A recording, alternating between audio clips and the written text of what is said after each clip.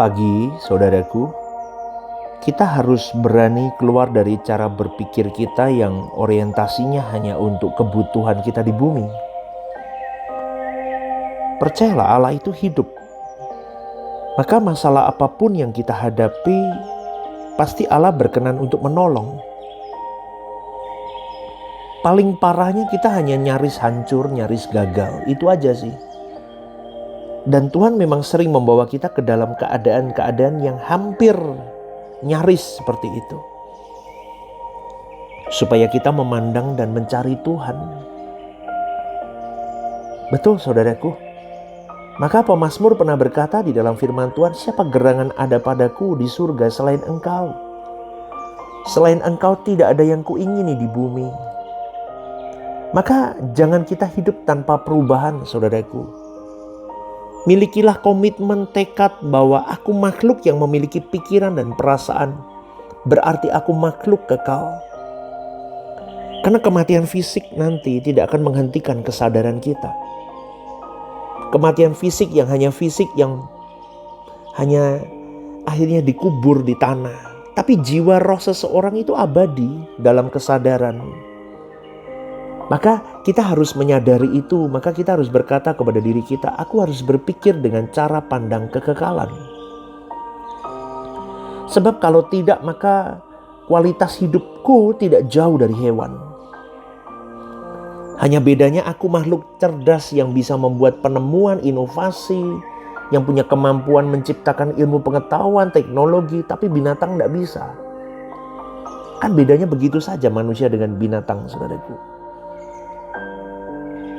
Ya kan? Manusia hari ini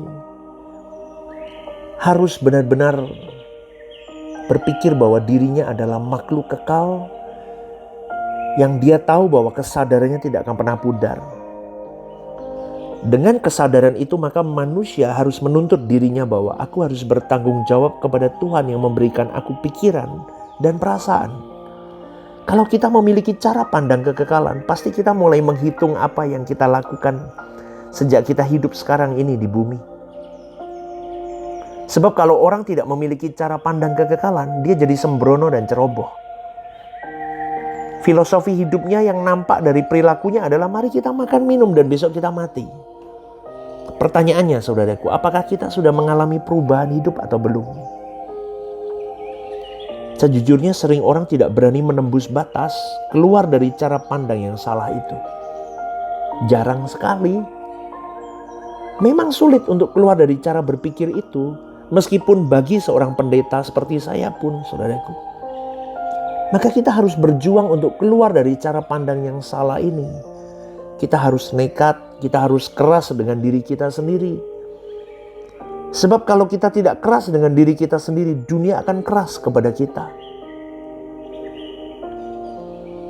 Harus top speed, saudaraku, kecepatan tinggi, supaya kita tidak ditenggelamkan oleh dunia.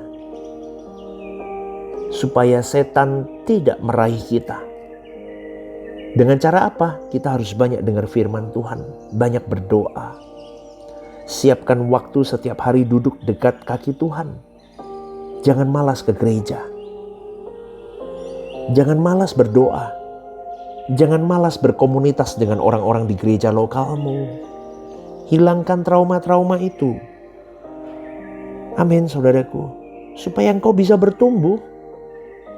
Supaya engkau bisa benar-benar unity dengan keluarga rohanimu.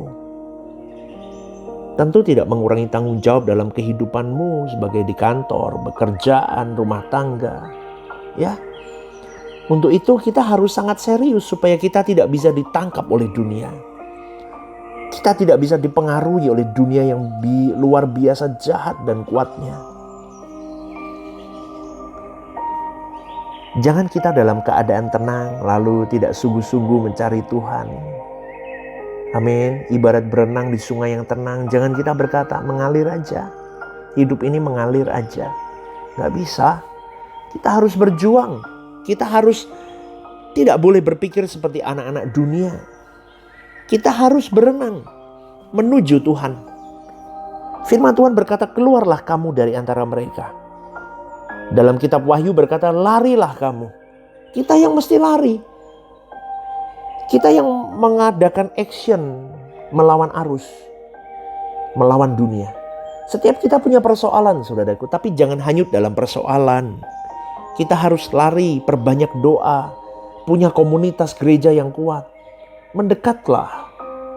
Kita mau finishing well bersama-sama. Kita harus melihat Allah sebagai Bapa yang punya rencana. Ada tujuan nilai yang harus kita tangkap sebagai manusia yang punya pikiran, punya perasaan. Pikiran, perasaan kita harus diisi oleh firman. Ya, saudaraku, dituntun Roh Kudus supaya membuahkan sesuatu yang sesuai dengan kehendak Allah. Gitu loh. Jadi kita harus mulai ngerti bahwa kita tidak boleh transaksional dengan Tuhan. Kita nggak usah minta perlindungan Tuhan, berkat Tuhan. Itu pasti Tuhan sediakan.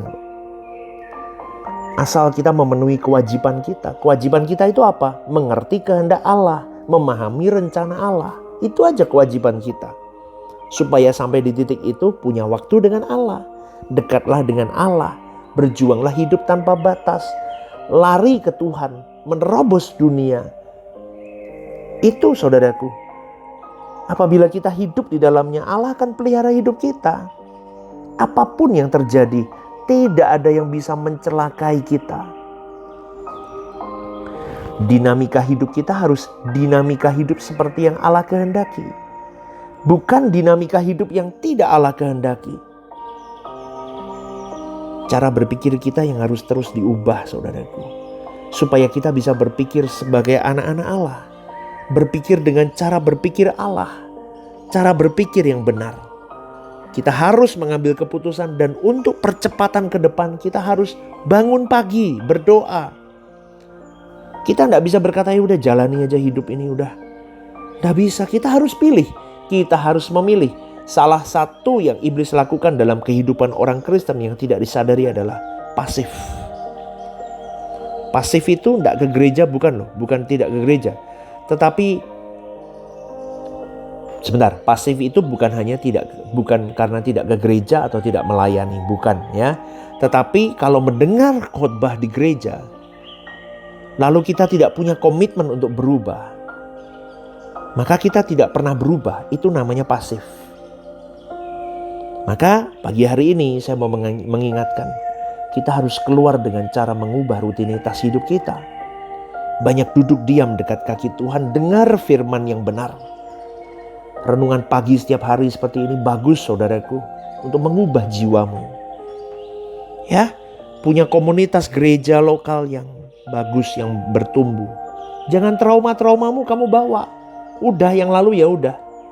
Udah melebur, unity. Kuat berjalan bersama dengan saudara-saudara seiman.